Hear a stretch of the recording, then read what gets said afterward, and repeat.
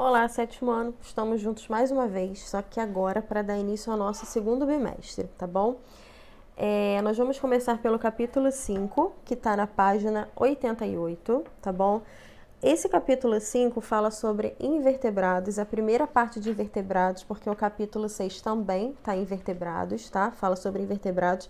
E como são muitos grupos dentro do capítulo 5, eu vou estar dividindo ele em alguns vídeos para vocês, tá bom? Então essa é a primeira parte do capítulo. Vamos lá.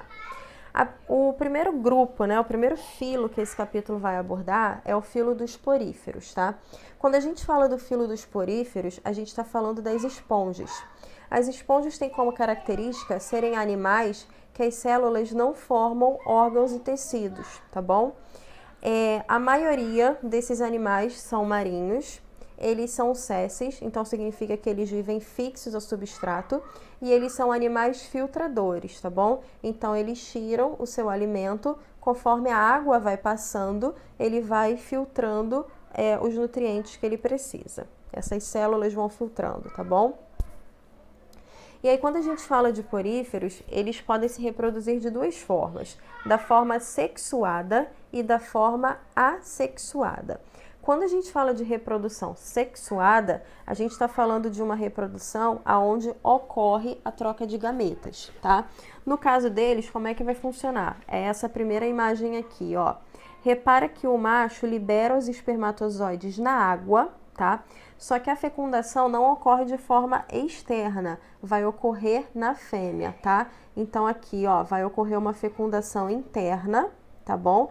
Depois dessa fecundação vai ser gerada uma larva nadante que vai dar origem a uma esponja jovem. Então repara que aqui ocorreu a troca de gametas.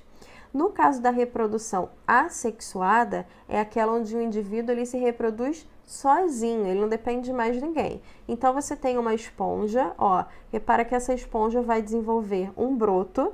Esse broto, quando ele estiver maduro, ele vai cair no substrato e vai gerar um novo indivíduo. Então ele se reproduziu sozinho, ok?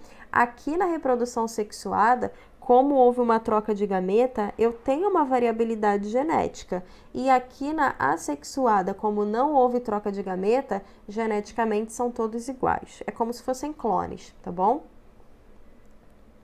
E aí vamos lá. Agora a gente vai falar do filo dos quinidários. Quando a gente fala do filo dos quinidários, a maior característica desse grupo é que eles são animais que queimam. Eles possuem uma substância urticante que serve tanto para defesa quanto para que eles possam conseguir o alimento deles. Então, por exemplo, aqui a gente está vendo uma anêmona na foto, tá vendo? Esses tentáculos da anêmona que parecem cabelinhos, eles queimam. Então, se algum animal se aproximar para poder predar essa anêmona, ele vai queimar e ele já vai se afastar. Assim como, digamos que aqui, né, tenha um peixinho, quando o peixinho passar, aqui, ó, por exemplo, ó, aqui tem um peixinho nadando. Quando esse peixinho passar, ela vai pegar esses tentáculos e vai envolver o peixe. Esse peixe vai ficar paralisado porque ele está sendo queimado e aí ela vai empurrar para essa estrutura aqui, ó, que é a boca dela, ok? Então, tanto é utilizado para capturar alimento quanto para defesa. Todos eles são aquáticos. Eles podem ter vida fixa, né? Ou eles podem ter vida livre. Aí vai depender do animal que a gente vai falar daqui a pouquinho. Mais evoluídos do que os poríferos, porque aqui as células já formam tecidos, tá bom? E evolutivamente falando, eles foram os primeiros animais a apresentar células nervosas. E aqui eu coloquei algumas fotos de exemplos de animais desse filo, tá? Dos quinidários. Então aqui, ó, a gente tem o coral. Aqui a gente tem o coral. Aqui a gente tem outro coral, aqui é o coral, o de cima é o coral-sol, de baixo é o coral-cérebro, tá bom? Aqui a gente tem uma água-viva, aqui a gente tem uma hidra e aqui a gente tem as anêmonas. E aí, quando a gente fala sobre quinidários, a gente também tem que entender sobre morfologia, tá? Esses animais, eles podem apresentar estrutura corporal na forma de pólipo ou eles podem apresentar estrutura corporal na forma de medusa, tá bom? Quando a gente fala dessa forma de pólipo, a gente está falando de uma boca que é rodeada por tentáculos. e vai ajudar na captura do alimento e também na sustentação do corpo. É o que eu acabei de mostrar para vocês da anêmona lá, tá bom? Que ela captura. Agora, quando a gente fala de medusa, a gente está falando de animais que possuem um corpo gelatinoso, só que ele é rodeado por tentáculos, que é o caso da água-viva. E os quinidários, eles também têm duas formas de reprodução. Eles podem se reproduzir de forma assexuada ou eles podem se reproduzir de forma sexuada. Esse esquema daí de cima é a forma assexuada deles, ó. Lembra bastante o dos poríferos, né? Se vocês olharem na primeira figura, você tem uma hidra adulta, tá vendo? O broto tá nascendo, esse broto vai se desenvolver, depois esse broto vai se tornar um broto jovem, maduro, e aí ele vai se soltar, dando origem, ó, a um broto livre, né? Ao novo indivíduo. E aqui embaixo, a gente tem a reprodução de uma medusa, tá? De forma sexuada.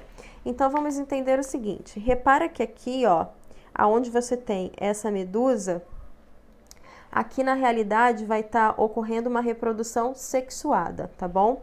Só que essa reprodução, ela ocorre, essa fecundação, desculpa, ela vai ocorrer de forma externa. Então, ela ocorre fora do corpo, tá bom?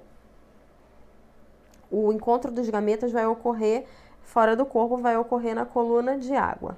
Depois vai ocorrer aqui, ó, a formação dos ovos. Esses ovos vão se formar e eles vão dar origem a larvas que são planctônicas, que tá aqui, ó. Essas larvas planctônicas, elas conseguem se movimentar.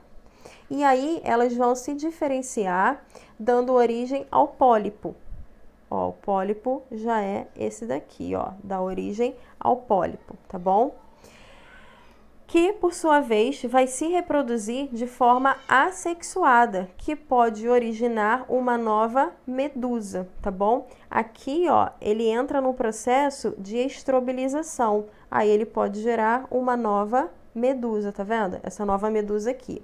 Então, esse ciclo aqui, repara que nesse ciclo a gente tem alternância de gerações, aonde numa etapa da vida ele se reproduz de forma sexuada, em outra etapa ele está se reproduzindo de forma assexuada, e isso a gente chama de ciclo mutagênico, ok? Aí a gente dá uma pausa nesse capítulo, e aí na próxima semana a gente vai estar iniciando em outro filo, tá? E a gente vai para a parte dos vermes. Por enquanto, não tem dever, porque a gente não fechou o capítulo, tá bom? Um beijo a todos e até mais.